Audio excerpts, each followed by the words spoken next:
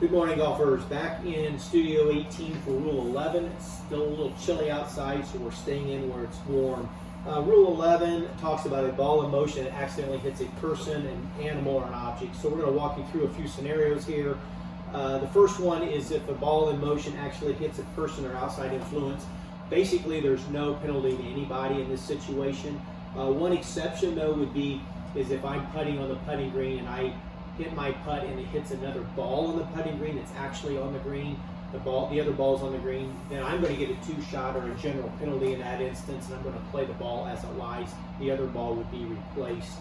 Another exception is you're going to play the ball as it lies, but one of those exceptions would be is if my ball is actually on top of an outside influence or on top of a person or an animal. So if my ball lands in the back of a maintenance cart and it's in there, then I'm not going to play from that. I'm not going to play as it lies. I'm going to find a reference point directly below that, and that's going to be my reference point, and then I'm going to make the proper drop and get that ball back in play, again with no penalty. And then the other one is if my ball accidentally hits another person or an animal while I'm putting on the putting green. A little different here. So actually in this case, if I'm putting and a dog runs across the green and when my ball hits that dog that's on the green, I'm going to actually get to replay that shot. So I'm going to put the ball back, I'm going to estimate that spot where that ball was, I'm going to replace it, and then I'm going to re-hit that shot with no penalty, and that original stroke does not count. Alright, so now I'm going to cover 11.2. A ball in motion is deliberately deflected or stopped by a person.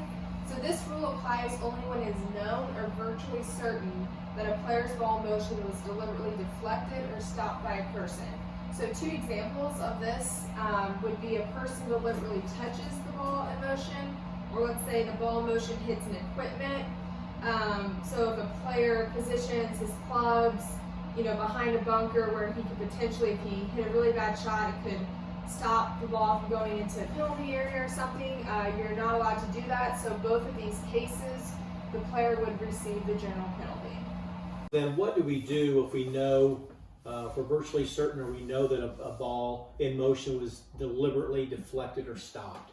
We're not going to play that ball from where it lies at this point. Now we're going to have to estimate where that ball would have finished up. So if I hit a shot and a spectator keeps my ball from going out of bounds, and we feel like as a committee that ball would have gone out of bounds, that player then is going to have to take stroke and distance relief. So basically, once we know a ball has been deliberately deflected or stopped, we're going to try to find it where we think that ball would have ended up, and that's how we're going to play it. So if a ball would have finished in a bunker, we're going to put that ball in the bunker. We're going to drop that ball. If the ball would have finished on the putting green, we're going to place that ball on the putting green where we think it would have finished up. So it gets a little tough to kind of decide what's going on, but that's when, as a rules official or the committee, that's when you bring everybody who witnessed it involved and get them involved.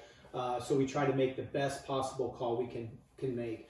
And then, however, if the stroke is made on the putting green and it's deliberately deflected or stopped, now we're going to replay that stroke again with no penalty, and we're going to put that ball back and replace it back and re-putt that shot.